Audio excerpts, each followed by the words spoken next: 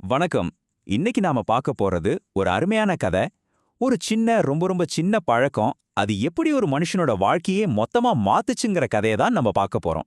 வாங்க, இந்த கதைய ஒரு சக்தி வாய்ந்த சிந்தனையோட ஆரம்பிக்கலாம். பாருங்க, சூரியன் உதிக்கிறதுக்கு முன்னாடி இருக்கிற அந்த இருட்ட யார் சரியா பயன்படுத்துறாங்களோ அவங்க பகல் வெளிச்சத்தை 2 தடவை பார்க்கறாங்க. இந்த ஒரு வரிதான் நம்ம முழு கதைக்குமே அஸ்திவாரம்.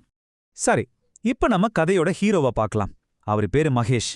தன் சூழ்நிலையில ரொம்பவே சிக்கி தவிக்கிற ஒருத்தர். நம்மள யாருமே கண்டுக்க மாட்றாங்களே அப்படின்னு நினைக்கிற ஒரு சாதாரண மனுஷன். மகேஷோட வாழ்க்கை எப்படி இருந்துச்சு தெரியுமா? ஒரு சந்தை நகரத்தோட ஓரத்துல ஒரு சின்ன குடிசை. பல நாள் ராத்திரி பசியோட தான் தூங்குவாரு. காலையில எந்திரிக்கும் போது எந்த ஒரு நம்பிக்கையுமே இருக்காது. எவ்வளோ கஷ்டப்பட்டு உழைச்சாலும் அந்த வறுமைங்கிற வட்டத்தை விட்டு அவரால் வெளியே வரவே முடியல. ஒவ்வொரு நாளும் மகேஷ் பார்க்கல ஒரு விஷயம் அவரை ரொம்பவே பாதிச்சுது. ஒரு பக்கம் பணக்கார வியாபாரிங்க நல்ல சாப்பிட்டு ஆடம்பரமா ட்ரெஸ் பண்ணிட்டு இருப்பாங்க. இன்னொரு பக்கம் மகேஷ் கிழிஞ்ச துணியோட தீராத பசியோட. அவங்க அதிர்ஷ்டத்தை நம்பினாங்க. ஆனா மகேஷ் என்ன நினைச்சார்? தன்னோட விதி இப்படிதான் எழுதப்பட்டிருக்குன்னு நம்பினார். அவங்களுக்கும் நமக்கு என்னதான் வித்தியாசம்? இந்த கேள்வி அவர் மனசுக்குள்ள ஓடிக்கிட்டே இருந்துச்சு. அப்படி போயிட்டு இருந்த வாழ்க்கையில ஒரு சாயங்காலம் ஒரு எதிர்பாராத சந்திப்பு நடக்குது. ஒரு வயசான வியாபாரிய சந்திக்கிறாரு. அந்த ஒரு சந்திப்பு மகேஷோட வாழ்க்கைய மொத்தமா புரட்டி போட போகுது. அந்த வியாபாரியோட வண்டி சக்கரம் உடைஞ்சு போயிருந்தது.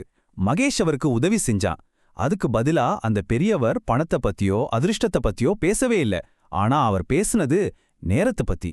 மகேஷ்க்கு இது ரொம்பவே புதுசாவும் இருந்துச்சு, ஆச்சரியமாவும் இருந்துச்சு. அந்த வியாபாரி மகேஷ் கிட்ட ஒரு புதிர் போட்டார். அதுக்கு மகேஷ் கேட்ட பதில் கேள்வி என்ன தெரியுமா? இருட்ட வச்சு என்ன பிரயோஜனம்? ரொம்ப சிம்பிளான கேள்விதான். ஆனா இந்த கேள்விதான் அன்னைக்கு ராத்திரி முழுக்க அவன் மனசுல ஓடிக்கிட்டே இருந்துச்சு. அவனை தூங்கவே விடல. சரி, ஒரு கேள்வி மனசுல ஓடிட்டு இருந்தா என்ன ஆகும்? நம்மள பல பேர் யோசிச்சுட்டே இருப்போம். ஆனா மகேஷ் அப்படி இல்ல. அந்த புதிரை வெறும் யோசனையோட நிறுத்திக்கல. இதுக்கு விடைய செஞ்சு பார்த்துதான் கண்டுபிடிக்கணும்னு முடிவு பண்ணாடு. அதிகாலை 5 மணி. அதுதான் அந்த முக்கியமான தருணம். ஊரே அமைதியா தூங்கிட்டு இருக்கு. வானத்துல இன்னும் நிலா மறையல. அந்த நேரத்துல மகேஷ் எழுந்தான். அப்படி எந்திரிச்சு வெளியே வந்தப்போ சுத்தி முழுசா அமைதி. முதல் முறையா ஒரு விதமான சுதந்திரத்தையும் நிம்மதியும் அவன் உணர்ந்தான். அந்த காலியான சந்த வழியா நடந்து போனப்போ பகல் நேரத்துல அவன் கண்ணுக்கே படாத பல வாய்ப்புகள் அவன் கண்ணுக்கு தெரிய ஆரம்பிச்சுது. அந்த அமைதி அவனுக்கு ஒரு புது பார்வையும் தெளிவையும் கொடுத்துச்சு. கிடைச்ச அந்த தெளிவா அவன் சும்மா விடல. உடனே செயல்ல இறங்கினான். முதல்ல அவங்கிட்ட இருந்த அந்த உடஞ்ச கூடரிய தீட்டினான். அப்புறம் விறகு வெட்டுறதுக்காக காட்டுக்கு போனான். எல்லாரும் வர்றதுக்கு முன்னாடியே சந்தைக்கு முதல் ஆளா வந்து நின்னான். சீக்கிரமா வந்த ஒரு கஸ்டமர்கிட்ட எல்லா விறகையும் வித்து முடிச்சான். பாருங்க, ஒரு சின்ன தொடக்கம். ஆனா அது அவனுக்கு ஒரு பெரிய அட்வான்டேஜ் ஆச்சு. ஆனா இது ஏதோ ஒரு நாள் நடந்த மேஜிக் இல்ல. அந்த ஒரு அதிகாலை பழக்கம் அவனோட வாழ்க்கையோட அடித்தளமா மாறுச்சு. விடாமுயற்சியால ஒரு பெரிய சாம்ராஜ்யத்தையே உருவாக்க போறதுக்கு அதுதான் முதல் படி. அவனோட இந்த தினசரி ஒழுக்கம் எப்படிப்பட்ட மாற்றங்களை கொண்டு வந்துச்சுன்னு பாருங்க. முதல் வருஷத்துல ஒரு நல்ல புது கோடரி வாங்குற அளவுக்கு பணம் சேமிச்சான். 2வது வருஷம் தனக்கு உதவியா ஒரு பையனை வேலைக்கு வச்சான்.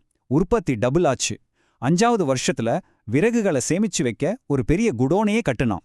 10வது வருஷத்துல அந்த பகுதியிலேயே பெரிய பணக்கார வியாபாரிகள்ல ஒருத்தன ஆனான். பாத்தீங்களா, சின்ன சின்ன தொடர்ச்சியான செயல்கள் தான் வாழ்க்கையை மாத்திர பெரிய வெற்றிக்கு வழி. பெரிய பணக்காரன் ஆக்கிட்டான். அவங்க அம்மாவுக்கு ஒரு கல்வீடு கூட கட்டி கொடுத்தான். ஆனா அப்பவும் கூட மகேஷ் அந்த அதிகாலை 5 மணிக்கு எந்திரிக்கிற பழக்கத்தை நிறுத்தவே இல்ல. ஏன்னா அது வெறும் பணம் சம்பாதிக்கிற ஒரு வழிமுறை இல்ல. அது அவனோட அடையாளமா மாறிடுச்சு. அவனோட வெற்றியோட ஒரு பகுதியா ஆகிடுச்சு. பல வருஷத்துக்கு அப்புறம் அந்த வயசான வியாபாரி திரும்பி வந்தாரு. மகேஷோட வளர்ச்சியை பார்த்துட்டு அவர் சொன்னார், நான் உனக்கு வார்த்தைகளை மட்டும்தான் கொடுத்தேன். ஆனா அந்த ஒழுக்கத்தை நீயா தான் உருவாக்கிக்கிட்ட.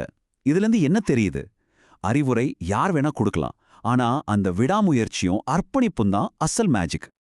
அப்போ மகேஷ் கத்துக்கிட்ட அந்த வெற்றியோட ரகசியம் என்ன? அதை அவன் அடுத்த தலைமுறைக்கும் சொல்லிக் கொடுத்தான். அது வெறும் காலையில சீக்கிரம் எந்திரிக்கிறது மட்டும் கிடையாது, அதுக்கும் மேல.